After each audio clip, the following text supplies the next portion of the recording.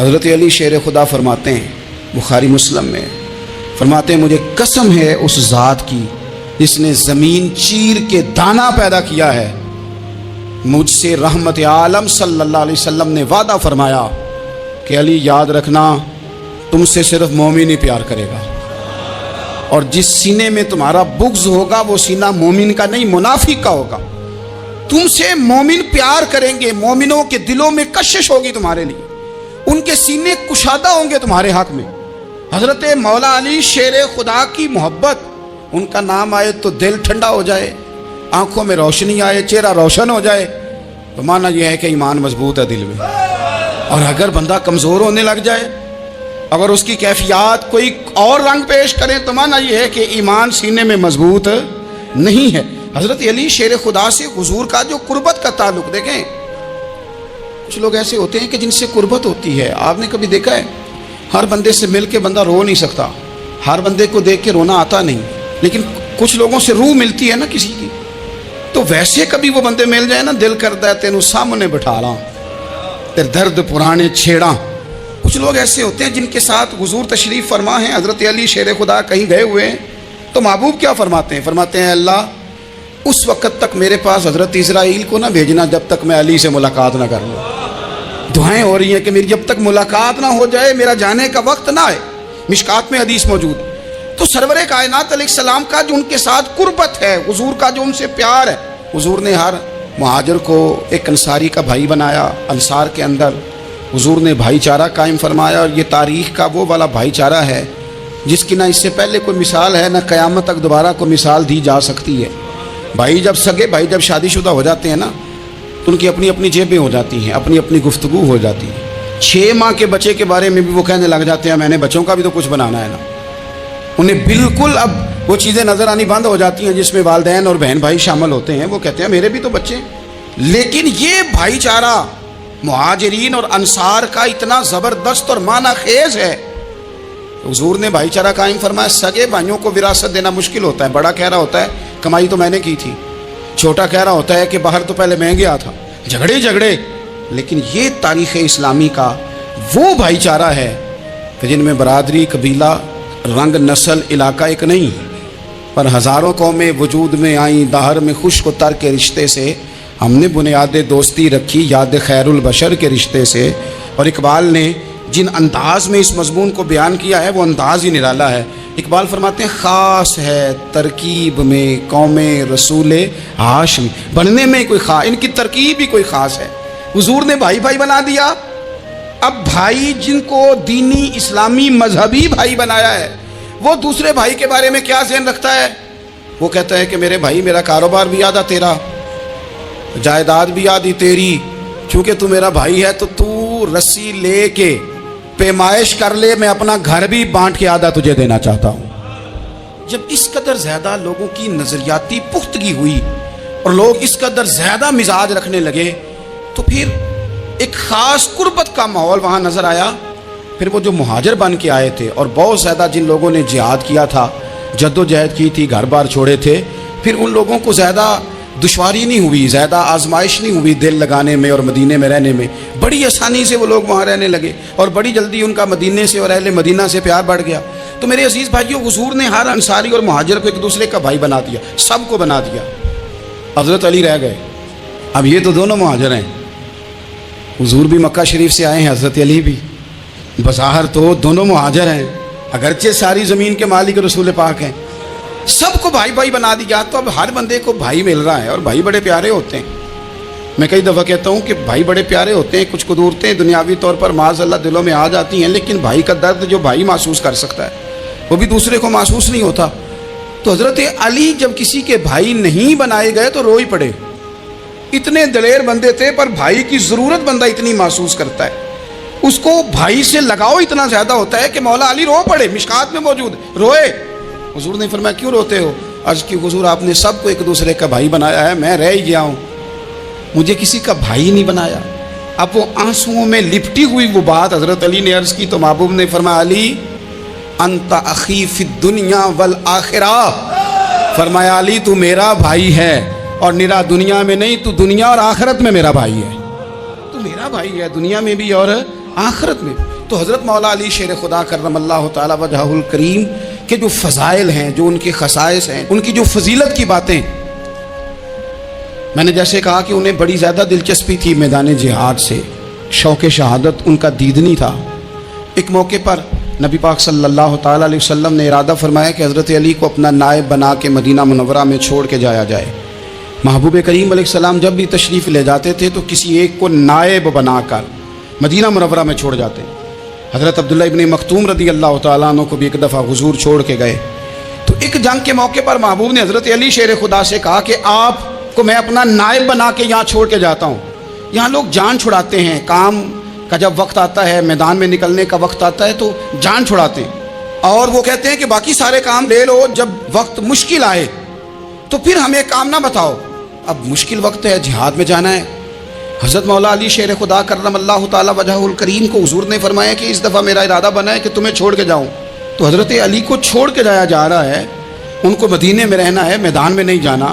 عام آدمی کتنا پسند کرتا ہے کہ میں آرام سے رہوں گا، لیکن حضرت علی کو اتنا شوق تھا میدان جہاد کا، اتنی تڑپ تھی ان کے دل کے اندر کہ عرض کرنے لگے یا رسول اللہ صلی اللہ تعالیٰ علیہ وسلم، رو پڑے، کہنے لگے حضور ساری دنیا میدان میں جہاد کرے گی اور میں یہاں عورتوں اور بچوں کے پاس رہوں گا، میں یہاں عورتوں اور بچوں کے بیچ وقت گزاروں، حضور مجھے لے کے جائیں۔ تو وہاں بھی حضور نے محبت کی بات سمجھائی، فرمایا علی جب حضرت موسیٰ کوہ طور پہ گئے تھے تو اپنے بھائی جناب ہارون کو چھوڑ گئے تھے، تو تم بھی تو میرے لیے اسی طرح ہونا جس طرح موسیٰ کے لیے ہارون تھے۔ لیکن فرمایا یہ یاد رکھنا میرے بعد نبی کوئی نہیں، حضرت موسیٰ بھی نبی ہیں اور جناب ہارون بھی نبی ہیں علیہ السلام، لیکن وہ انہیں چھوڑ کے گئے تھے، میں تمہیں چھوڑ کے جا رہا ہوں۔ ایک بات اپنے ذہن کے اندر بٹھانا کہ میرے بعد کوئی نبی نہیں آئے گا۔ تو عزیز بھائی، حضرت مولا علی شیر خدا کا جذبہ جہاد۔ اچھا پھر میں نے دیکھا ہے جس زمانے میں اور آپ رہ رہے ہیں، اس زمانے میں لوگ کمزور ہوتے جا رہے ہیں نفسیاتی طور پر، ڈری ڈری سی باتیں لوگ کرتے ہیں، سہمے سہمے سے جملے بولتے ہیں، اور یہ ہر بندے کا اپنا الگ ڈر ہے۔ دانشوروں نے لکھا ہے کہ غریب آدمی کا ڈر تھوڑا ہوتا ہے، اور جو اونچے عہدے پہ چلا جائے اس کا ڈر، یعنی زیادہ ہاتھ اپوزیشن کے نہیں بندے ہوتے، حکومت کے بندے ہوئے ہوتے ہیں۔ لوگوں کو ساتھ لے کے اپوزیشن نے نہیں چلنا ہوتا، حکومت نے چلنا ہوتا ہے۔ تو حکومت میں جب لوگ ہوتے ہیں تو ان کے اندر کمزوری آ جاتی ہے، جب آپ بڑے عہدے پہ چلے جاتے ہیں تو آپ کی مجبوریاں بھی بڑی ہو جاتی، ہر آدمی کہیں نہ کہیں کمزور پڑتا ہے۔ اور ہمارے ہاں تو لوگ ذرا بیمار ہو گئے تو گئے، اور آج کل جو سب سے بڑا مسئلہ ہے وہ یہ ہے کہ لوگ کیا کہیں گے، اور لوگوں نے بڑے بڑے لوگوں کو پاگل کر دیا ہے، بڑے بڑے لوگوں کو۔ ہمارے علماء نے ایک بات لکھی ہے کہ ایک دفعہ نا ایک استاد صاحب سبق پڑھانے کے لیے آئے تو طالب علموں نے ارادہ کیا کہ آج استاد جی کو بیمار کرنا ہے۔ یہ جو آپ کے مشیر ہوتے ہیں نا ارد گرد، ان کی پڑتال بھی بڑی ضروری ہوتی ہے کہ یہ خبر کون سی لے کے آ رہے ہیں اور یہ کس طرح سے گائیڈ کر رہے ہیں۔ ہمیں تنقید کرنے والا بندہ اچھا تو نہیں لگتا، لیکن تنقید کرنے والے جو ہوتے ہیں وہ ہمیں نکھارتے ہیں، وہ ہماری کمزوریاں جو ہمارے اپنے نہیں نکال سکتے وہ نکال کے ہمیں بتاتے ہیں کہ تم یہاں کمزوری کر رہے ہیں، اس کا نفع ہوتا ہے۔ طالب علموں نے ارادہ کیا ایک دفعہ، یہ ہم جو اتنی زیادہ توجہ کرتے ہیں نا لوگوں کی باتوں پہ، لوگ کیا کہیں گے، میں کئی دفعہ دوستوں سے عرض کرتا ہوں زیادہ وضاحتیں نہ دیا کریں، زیادہ وضاحتیں دینے سے بھی بندہ کمزور ہو جاتا ہے۔ ہر وقت کا انداز وضاحتوں کا اور ہر وقت دفاعی محاذ پہ نہیں کھڑے رہنا چاہیے۔ وہ ارادہ کر لیا لوگوں نے، طالب علموں نے، کہ استاد جی کو بیمار کرنا ہے، تو استاد سب چنگے بھلے اچھے بھلے صحت مند آئے، کلاس میں داخل ہوئے تو پہلا شاگرد کہتا ہے استاد جی خیر ہے، آنکھیں بڑی سرخ ہیں۔ میں چل دوڑ جا بیوقوف آدمی، بالکل ٹھیک ہوں، چل کلاس میں بیٹھ چل۔ تھوڑا سا آگے گئے تو دوسرا شاگرد، انہوں نے اب 10-15 نے ارادہ کیا ہوا تھا، دوسرا کہنے لگا خیریت ہے، بڑے کمزور کمزور لگ رہے ہیں۔ اس نے کہا میں بالکل ٹھیک ہوں، کمزور کو چل دوڑ جا اپنا کام کر۔ وہ تیسرے کے پاس گئے تو کہنے لگا استاد صاحب خیر ہے، آپ کے تو مجھے ہاتھ بھی کامتے دکھائی دے رہے ہیں۔ اس نے کہا اچھا واقعی۔ اب چوتھے نے بھی یہی بات کی، پانچویں نے یہی بات کی، تو آدھا گھنٹہ گزرا تو استاد جی کو سچ مچ بخار چڑھ گیا، تو چھٹی پہ چلے گئے۔ کیوں؟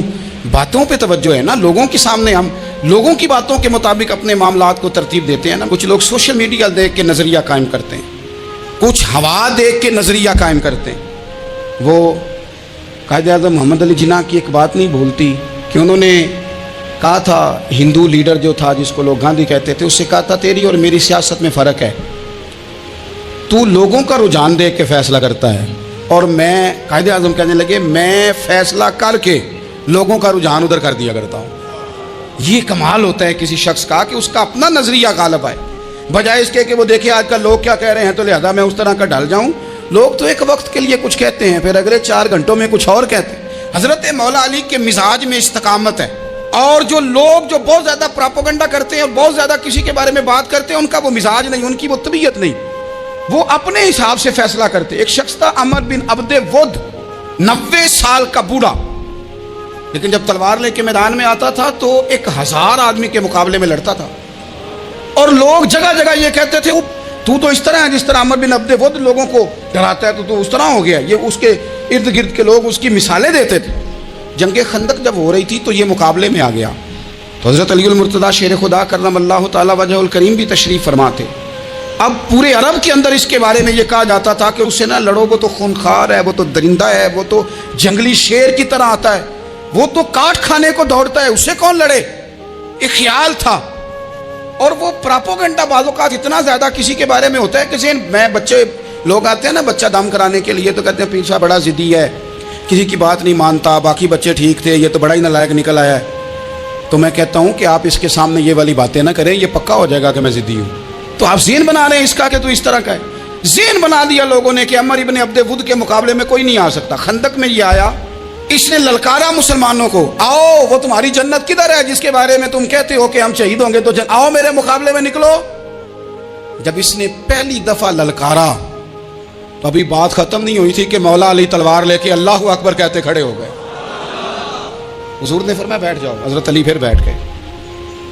وہ پھر پکارا اٹھو کوئی میرے مقابلے میں، تو مولا علی شیر خدا پھر کھڑے ہو گئے، پھر کھڑے ہو گئے۔ حضور نے فرمایا بیٹھ جا۔ ایک شخص نے کہا علی یہ عمر بن عبد ود ہیں، فرمایا مجھے پتا ہے۔ نہیں سمجھے آپ بات، میں آپ کو سمجھا کے لایا ہوں پیچھے سے کہ پراپوگنڈا کرتے ہیں نا لوگ، ہو آگے نہ جانا، یہاں کرنٹ بڑا زیادہ ہے، وولٹیج بڑے سخت ہیں، تو آگے نہ بڑھنا۔ بھائی کیا ہو جائے گا، اٹھ باندھ کمر کیوں ڈرتا ہے، پھر دیکھ خدا کیا کرتا ہے۔ حضرت علی تیسری دفعہ اس نے کہا نا ہے کوئی، تو حضرت علی پھر اٹھے۔ اب تو رسول پاک صلی اللہ تعالی علیہ وسلم نے تھپکی دی۔ بعض جگہ یہ ہے کہ حضور نے خود تلوار تھمائی، سر پہ امامہ باندھا، اور حضور نے فتح یابی کی دعا فرمائی۔ حضرت علی گھوڑے پہ بیٹھے نکلے، اور جب اس کے سامنے گئے تو جا کے کہنے لگا میرا پتہ ہے۔ حضرت علی فرمانے لگے تو اپنا چھوڑ، میرا پتہ ہے تجھے، مجھے تو جانتا ہے۔ کہنے لگا میں 1000 کے مقابلے میں اکیلا لڑتا ہوں۔ حضرت علی شیر خدا فرمانے لگے پتہ نہیں تو کن سے لڑتا رہا ہے، جانے وہ کون ہے جن سے تو لڑتا رہا ہے، وہ کون 1000 تھے جو تیرے مقابلے میں آتے تھے، پتہ نہیں۔ تو کہنے لگا میرا نام میری ماں نے عمر بن عبد ود رکھا ہے۔ فرمایا چھوڑ تو، میری ماں نے میرا نام حیدر رکھا ہے۔ کہنے لگا تیری عمر چھوٹی ہے، کوئی بڑا لا۔ فرمانے لگے یہ تو جب پنجے میں پنجہ ملے گا تو پتہ چلے گا عمر کس کی چھوٹی ہے، ابھی تو کہانیوں سے متاثر کرنا چاہتا ہے، تو چاہتا ہے کہ تو پریشر ڈالے اور میں تیری بات سنوں، تو مقابلے میں آ، ڈینگے نہ مار، کہانیاں نہ سنا، دیواریں ہلتی رہتی ہیں اور در کانپ جاتا ہے۔ علی کا نام سن کے اب بھی خیبر کانپ جاتا ہے۔ تو مقابلے میں آ، تو باتیں بنا رہا ہے، کہانیاں سنا رہا ہے۔ وہ کہنے لگا تو بچہ ہے، میں چاہتا نہیں تیرا خون بہاؤں۔ تو حضرت علی کہنے لگے میں بڑے دن سے پریشان ہوں کہ کسی بے ایمان کا خون بہایا کیوں نہیں، میرا بڑا دل کر رہا ہے تیرا خون بہاؤں۔ اس نے بڑی زوردار ضرب لگائی، غصے میں اتنا پاگل ہوا، کیونکہ اس کے بارے میں معروف تھا کہ وحشی مزاج آدمی، اتنا سخت پاگل ہوا غصے میں، اس نے اپنے گھوڑے کے پیر کاٹ ڈالے۔ پہلے تلوار گھوڑے کو دے ماری، اس کو کاٹ کے دوڑا۔ یہ کیوں کرتے تھے لوگ، عرب کے لوگ اس وقت یہ کام کرتے تھے کہ ہم نے گھوڑا ہی مار ڈالا ہے تاکہ ہم بھاگ نہ سکیں۔ کہتے ہیں نا کشتیاں جلا دی ہیں کہ اب واپس جانے کا راستہ ہی بند ہو جائے، گھوڑے کے پیر کاٹ ڈالے کہ بھاگنا نہیں۔ اور بڑی زور سے اس نے ضرب لگائی حضرت علی پر۔ حضرت علی نے جب روکی تو وہ ڈھال ٹوٹ گئی حضرت مولا علی، اور آپ کے امامے کو اس کی تلوار بھی لگی۔ آپ نے فرمایا دکھا لیا تو نے زور، اب میری باری ہے۔ حضرت مولا علی شیر خدا کا قد بظاہر چھوٹا تھا، صحابہ کہتے ہیں ہم دور سے دیکھ رہے تھے، اللہ اکبر کہہ کے تھوڑا سا زمین سے وہ اٹھے، تھوڑا سا اٹھے، اور پھر دوبارہ نہیں انہیں تلوار چلانی پڑی، ایک ہی ضرب لگائی اور اس کے 2 ٹکڑے کر کے اسے زمین پہ پھینک دیے۔ تو عزیز دوست آپ یاد رکھیں گے اس بات کو کہ اپنی زندگی کے اندر مروب ہونا چھوڑ دیں، روب میں ہو۔ تاتاریوں نے مسلمانوں کو مروب کر لیا تھا، روب ڈال لیا تھا کہ ہم بہت بڑے لوگ ہیں۔ یہی آج ہمارے ساتھ بہت سارے لوگ کرتے ہیں، دلوں میں روب آ جاتا ہے، امیر رشتہ دار کا، فلانے کا، فلانے کا، پھر وہ جو مرضی کرتا ہے۔ تاتاریوں کی ایک بی بی وہ کیا کرتی، وہ 9-10 مسلمان نوجوانوں کو سڑک پہ کھڑا کر جاتی، کہتی ادھر کھڑے ہونا، میرے آنے تک ہلنا نہ، جوان ہے لیکن روب ہے نا کہ یہ بڑے وحشی ہیں، وہ अकेली बीबी अंदर जाती, तलवार ले आती, और वो खड़े हैं, वो भागे भी नहीं, इतना डर गए, टांगे कांप रही हैं, भागने की भी जरूरत नहीं कर रहे। तसल्ली से गई है, तलवार लेके आई है और उसने 9 जवान मुसलमानों के गले काट दिए। इस रौब से निकले बाहर, नौजवानों से कहते हो निकलो। और जिन लोगों ने दुनिया में इनकलाब बर्पा किया वो गरीब घरों के थे, वो लोग थे कि जो बाजार किसी बड़े कबीले से नहीं थे। आप मेहनत करें, तालीम हासिल करें, जद्दोजहद करें, मुशक्क़त करें, अपनी ज़िंदगी में कुछ मकासद के हुसूल के लिए आगे बढ़ें।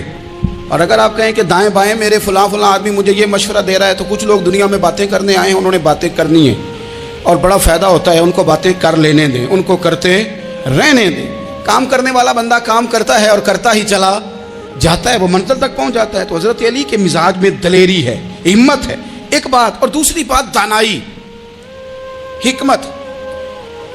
ये जो हमारे फैसले ना जज्बाती, और जनाब आज फलाने ने ये कह दिया तो मेरा प्रोग्राम ये बन गया, तो फिर कल किसी ने और कुछ कह दिया तो मेरा प्लान और बन गया। मैं सबसे ज़्यादा उन लोगों के हक़ में परेशान होता हूँ जो सवेरे कुछ और कहते हैं, दोपहर को कुछ और कहते हैं, शाम को कुछ और कहते हैं। भाई आपका कोई नज़रिया होना चाहिए, कोई विज़न होना चाहिए ज़िंदगी में, आपके अंदर कोई हिकमत और दानाई होनी चाहिए। उसके लिए क्या करने की ज़रूरत होती है? उसके लिए ज़रूरत होती है कि आपका ज़हन एक तरफ हो। मेरे अस्सलाफ़ फरमाया करते थे, ज़िंदगी में एक काम कर लो पर सही करके कर लो। हमने एक तो सारे काम करने हैं। आजकल हर बंदा सहाफ़ी है, हर बंदा तजिया निगार है, हर बंदा सियासतदान है, हर बंदा ही मुफ्ती है, हर बंदा ही जनाब वाइज़ है, हर बंदे के पास ही कुछ मसले। उसका नुकसान ये है कि किसी के पास भी कुछ नहीं। वो किसी दरवेश ने कहा था कि जब सब लीडर हों तो समझो कोई लीडर नहीं, क्योंकि सारे जो लीडर हो गए। मेरे अजीज़, एक तरफ ज़हन को रखें और अपने उस काम में कमाल पैदा करें। हज़रत मौला अली शेर खुदा को अल्लाह ने हिकमत दी थी। नबी पाक सल्लल्लाहु अलैहि वसल्लम के सहाबी हज़रत अब्दुल्ला इब्न मसूद रदी अल्लाह तआला अन्हु फरमाते हैं, इमाम अबू नईम ने लिखा है कि हज़रत अब्दुल्ला इब्न मसूद फरमाते हैं, नबी पाक सल्लल्लाहु अलैहि वसल्लम ने फरमाया, अगर हिकमत के 10 हिस्से किए जाएँ ना, दानाई के 10 हिस्से किए जाएँ, तो उसमें से 9 हिस्से अल्लाह ताला ने हज़रत अली को अता फरमाए और एक हिस्सा बाकी लोगों को मिला। दाना थे, मामला फहम। कुछ बंदे बड़े मुनाफिक किस्म के थे, तो हज़रत अली अजान हो गई तो वो हज़रत मौला अली शेर खुदा के पास आ गए। अजान हो गई, हज़रत अली ने जमात करानी। उनका ख्याल था कि आज हमने जमात लेट करानी है किसी तरीके से। हम चूँकि ज़्यादा बातें, मैं दोस्तों से कहता हूँ बहुत ज़्यादा खबरें ना देखा करो, बहुत ज़्यादा भी चीज़ें ना सुना करो। आप तो मेरे भाई मोबाइल के अंदर चले जाएंगे, बाहर की दुनिया तो और है। तो थोड़ा बाहर भी निकलें तस्वीरों से, थोड़ा बाहर भी आएँ, दीगर मामलात भी देखें। हमें बड़े बड़े अच्छे लोग ज़िंदगी में मिल जाएंगे, लेकिन हम उनके करीब नहीं जाते। हम देखते नहीं कि असल बात क्या है, सुनी सुनाई चीज़ों पर ज़्यादा गुमान करते हैं। अब हज़रत अली चूँकि बड़े दाना थे, मुसल्ले पे बढ़ रहे हैं, जमात खड़ी करनी है, अल्लाह अकबर कह रहे हैं। बंदों का ख्याल था नमाज लेट करानी है। ने फटाफट हज़रत अली से कहा कि हुजूर ज़रा वो जानवर तो बताइएगा कितने हैं जो अंडे देते हैं, और ज़रा वो भी बताइएगा जो बच्चे देते हैं। ये अब कितने को बंदा जानवर गिने, आहिस्ता आहिस्ता बंदा शुमार करे। हो बकरी जो है वो बच्चा देती है, मुर्गी अंडा देती है, और गाय जो है वो बच्चा देती है, और बतख जो है वो अंडा देती है। बंदा तो ये गिनने लग जाए। तो हज़रत अली शेर खुदा यहाँ हाथ हैं, फरमाने लगे घर जाके गिन लेना। मोटी सी बात बताता हूँ, जिन जानवरों के कान बाहर होते हैं वो बच्चे देते हैं, जिनके अंदर होते हैं वो अंडे देते हैं। अल्लाह अकबर। नमाज की नीयत मान ली, तुम गिनना घर जाके। मोटी सी बात बता देता हूँ। वो साहब कहते हैं, मैं हज़रत अली रज़ी अल्लाह तआला अन्हु को जाने आया था, मैं खुद बड़ा उलझ गया। ये क्या माजरा है, क्या मुअम्मा है कि 2 फिक्रों में उन्होंने बात को समेटा और कमाल कर दी। कहने लगे घर जाके गिनना, यहाँ टाइम नहीं, नमाज का वक्त है। बस जिनके कान अंदर है ना वो अंडे देते हैं, और जिनके बाहर हैं वो जा के हिसाब करना। आप ढूंढ लें, तलाश कर लें, चले जाएं माहिरीन के पास, पर शेर खुदा शेर ही है। हज़रत मौला अली के जुमलों में कमाल है, उनकी दानाई, उनका तदब्बुर, उनकी हिकमत, उनका फ़हम, उनकी फिरासत, उनका कमाल। एक शख्स बड़ी दूर से आया, उसने कहा हुजूर मुझे ना लंबी बातें याद नहीं रहती, 2 बातें बस बता दे, मैं अमल करूं तो जिंदगी बन जाए, 2 बातें। तो हज़रत अली फरमाने लगे, लंबी उम्मीदें ना लगाना, लंबी उम्मीदें ना लगाना, मौत का पता नहीं कब आ जाएगी। मनसूबाबंदी ज़रूर करना आने वाली नस्लों के लिए, अपनी अपनी ज़ात के लिए लंबी उम्मीदें ना बांधना, ये भी कर लूँगा, ये भी कर लूँगा। हम रिटायर नहीं होते ज़िंदगी भर, प्लान पे प्लान, प्लान पे प्लान। तो अगर हम प्लान कर रहे होते हैं तो जो हमारे नीचे होते हैं वो हमें रिटायर करने का प्लान कर रहे होते हैं। औलादें तक वालिदैन को कमज़ोर करने के दर पे होती हैं कि अब ये हटे तो हमारी बारी आए। حضرت علی فرمانے لگے دو کام، ایک تو لمبی امید نہ باندھنا